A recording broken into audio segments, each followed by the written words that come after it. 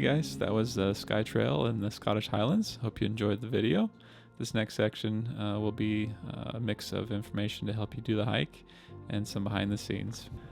To get to the start of the trail, I flew into Edinburgh and then took a bus up to Inverness.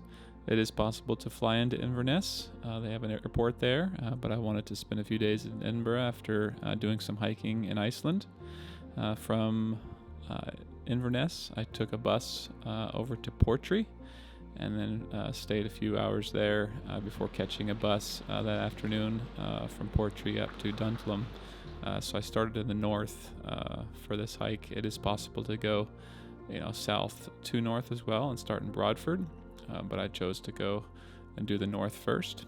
I camped a total of 4 nights and walked 72 miles for this trail.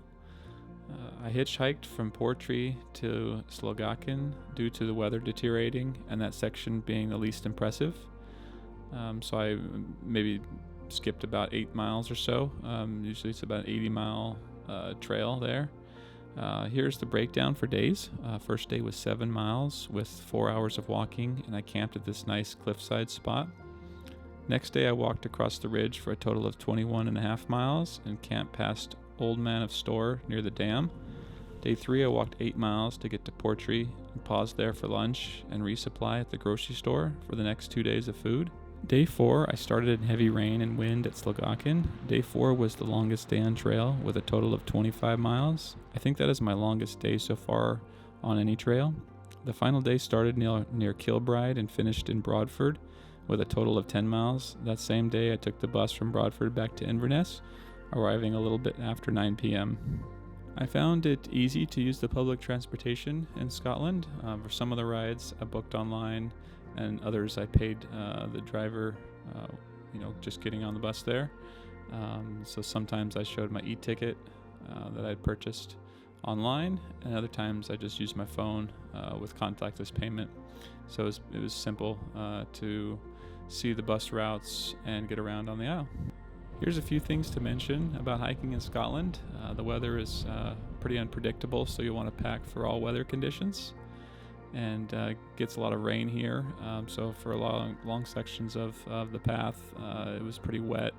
The ground's pretty saturated, so it's wet and soft, so something to keep in mind for hiking up there. And also for water, you'll want to bring a water filter. And for this particular trail, there isn't like an official trail. It's so there's no trail markings, that sort of thing. So you really just follow kind of a beaten path for this hike. There's an insect called a midge that's really bad. It's really bad from late spring to late summer. So there's a few things you'll want to pick up before heading out on the trail. One is a midge-proof head net, and the other is some spray called Smidge. These are 2 items that you'll definitely want to pick up to help avoid all the nasty bites from the midges. I think the nicest part of the trail is from the lookout in the north to the Old Man of Storr. So if you plan around the weather to be there with some sun, that would be ideal. Also be careful when walking the ridge. I used all trails for navigation. I could see it being dangerous on the ridge under bad conditions. Okay guys, now I'm going to use all trails to go over some things that come to mind. So here's the Skye Trail on all trails. And here is the Isle of Skye. And Broadford in the south, Duntulm in the north. This is the town I arrived in from Inverness, and then took a bus up this road right here. This is where that red mailbox is, or rather telephone box, and then you walk out to the lookout right here. There is a pretty chatty guy, I think, that stays in this lookout, so something to keep in mind. You'll probably end up talking with somebody there. Then I continued to proceed. This area was really nice. I think I got to right around this area. Right around here is where I camped the first night, 7 miles in. It was that nice cliffside spot somewhere in this area. So second day, I was walking from this Flodigarry, walking here. This section, you'll see some day walkers right in this area. It's really pretty. But then you'll start walking. This is the ridge walk. Really, from here all along here is the beautiful ridge walk. So I stopped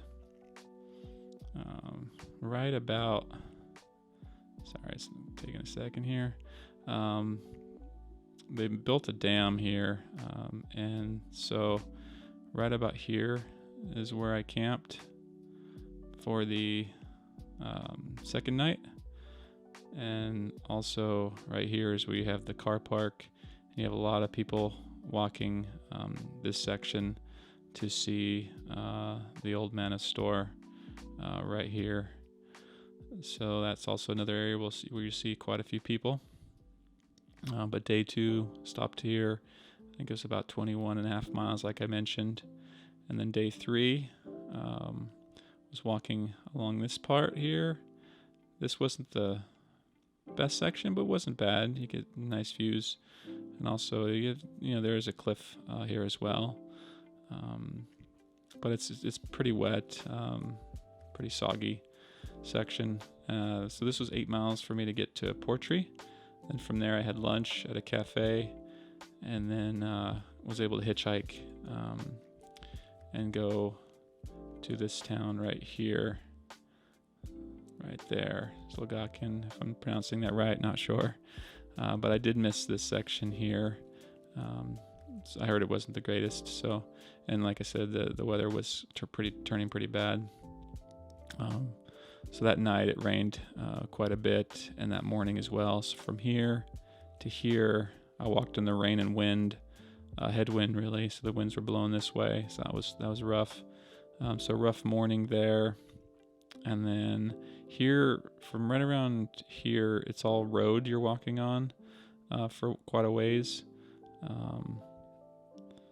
Also going back here too, I camped here for my third night, and there's a camping spot that I paid, I think, £10 for the campsite. So that was nothing to mention there. They had some basic, I think you could wash your clothes there. Trying to think what else. They had maybe some food there as well, some snacks and things. But I arrived here. There's a bothy or hut somewhere around here. So a lot of people were, I guess, staying in that hut, camped there. And when I arrived, they were getting ready just to head out. But from here, actually, I'm sorry, it's not. This is a small little town, actually. This is not where that bothy is. Let me go back a little bit.